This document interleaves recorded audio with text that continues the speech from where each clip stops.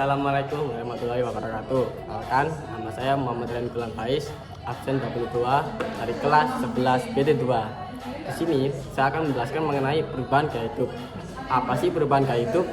Perubahan gaya hidup berarti mengganti cara kita menjalani kehidupan sehari-hari.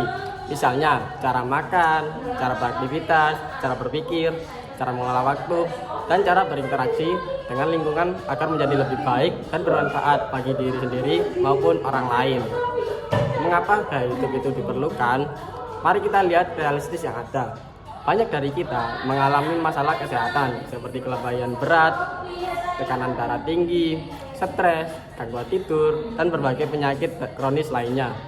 Sebagian besar masalah itu tidak muncul begitu saja, melainkan berasal dari gaya hidup yang tidak sehat. Contoh kecilnya saja, kita lebih sering memilih makanan cepat saji daripada memasak sendiri.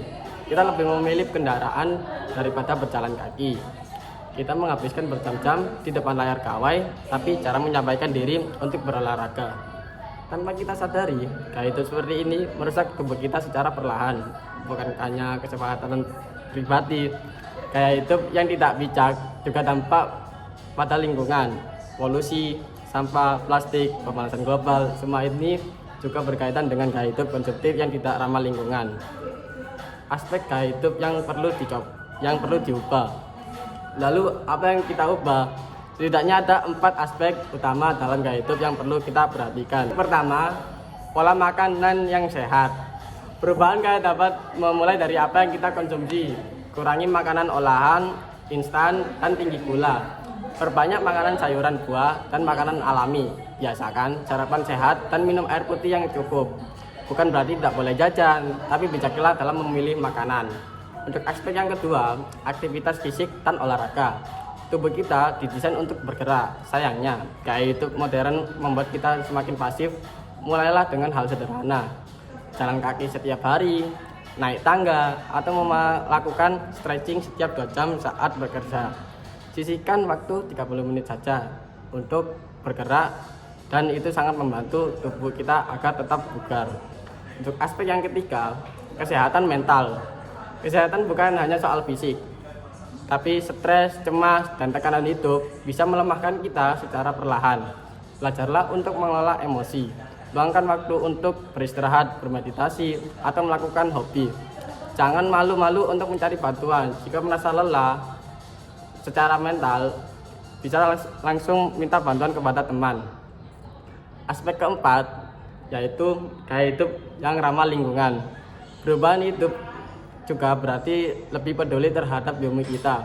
Kurangi penggunaan plastik sekali pakai, hemat listrik dan air, serta daur ulang sampah jika memungkinkan. Kita tidak bisa memperbaiki kerusakan lingkungan sendirian, tapi kita bisa memulai dari rumah kita sendiri.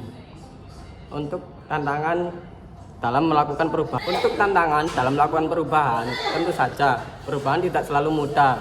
Gaya hidup lama sering terasa nyaman, tapi kita harus sadar kenyamanan sesaat bisa membawa dampak jangka panjang yang merugikan. Tantangan terbesar justru datang dari diri sendiri, dari merasa malas, menunda, merasa tidak ada waktu, atau merasa tidak penting. Kita harus melawan pola pikir itu. Mulailah dari perubahan kecil, mengganti minuman manis dengan air putih, berjalan kaki 10 menit sehari, atau tidur lebih awal 15 menit. Ingat, perubahan kecil yang dilakukan terus-menerus jauh lebih efektif daripada perubahan besar yang hanya dilakukan sesekali. Untuk yang keempat, manfaat perubahan gaya hidup. Mengapa kita harus repot-repot berubah? Karena hasilnya sangat besar. Tubuh yang lebih sehat, pikiran yang lebih tenang, hidup yang lebih seimbang, dan lingkungan yang lebih bersih. Kita bisa menjalani hari-hari dengan lebih produktif, lebih bahagia, dan tentunya lebih panjang umur. Lebih dari itu, perubahan gaya hidup juga bisa menjadi contoh positif bagi orang yang di sekitar, seperti keluarga, teman, bahkan masyarakat luas. Untuk selanjutnya, dari tujuan perubahan gaya hidup. Tujuan perubahan gaya hidup adalah untuk meningkatkan kualitas hidup seseorang secara menyeluruh, baik dari segi fisik, mental, sosial, maupun lingkungan. Ikut 5 contoh tujuan perubahan gaya hidup. Untuk 5 contohnya adalah 1. Menjaga dan meningkatkan kesehatan. mengurangi resiko penyakit seperti diabetes, jantung, hipertensi, dan obesitas, memperkuat daya tahan tubuh, dan memperpanjang harapan hidup. Untuk yang nomor 2, meningkatkan kesehatan mental dan emosional, mengurangi stres, kecaman, dan depresi, meningkatkan suasana hati, rasa percaya diri, dan keseimbangan emosional. Untuk yang ketiga, meningkatkan produktivitas dalam kualitas hidup. Tubuh yang sehat dan pikiran yang jernih membantu seseorang menjalani lebih fokus, semangat, dan efisien dalam menjalani aktivitas. Yang keempat, menghemat waktu dan uang dalam jangka panjang. Gaya hidup sehat dapat mencegah pengeluaran besar untuk biaya pengobatan dan pemulihan, membentuk pola konsumsi yang lebih bijak dan hemat. Untuk yang kelima, mendukung kelestarian lingkungan. Gaya hidup ramah lingkungan membantu mengurangi sampah polusi dan penggunaan sumber daya alam yang berlebihan. Nah, untuk kesimpulannya sendiri, perubahan gaya hidup bukan sekedar tren, tapi sebuah kebutuhan. Dunia berubah dan kita pun harus menyesuaikan diri. Mari kita mulai dari diri sendiri, dari sekarang, dan dari hal-hal kecil. Seperti sekecil apapun yang perubahan yang kita lakukan hari ini bisa memberi dampak besar dan bagi masa depan kita dan generasi berikutnya.